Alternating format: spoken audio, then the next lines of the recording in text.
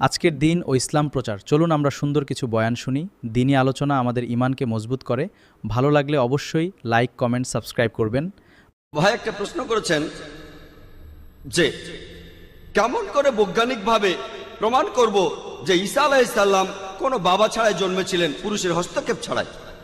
ভাই আমি আগেও বলেছি, অলৌকিক কিছু হলো একটা অস্বাভাবিক ঘটনা, যে ঘটনাকে আমরা মানুষরা ব্যাখ্যা দিতে পারি না। এই অস্বাভাবিক ঘটনার পেছনে রয়েছে কোনো অতি প্রাকৃত শক্তি, আমাদের সৃষ্টিকর্তা।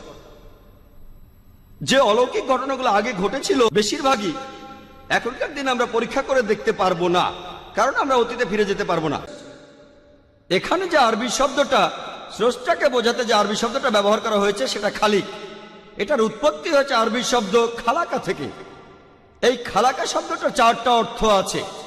একটা অর্থ হলো একেবারে শূন্য থেকে কোনো কিছু সৃষ্টি করা, অতীতে যার কোনো দৃষ্টান্ত নেই, এটা শুধুমাত্র আল্লাহ তাআলার পক্ষেই সম্ভব।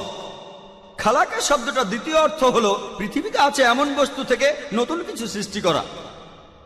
খালাকা শব্দটা তৃতীয় অর্থ, সেটা হলো প্রোগ্রামিং বা পরিকল্পনা। আর চতুর্থ অর্থটা হলো সহজ করে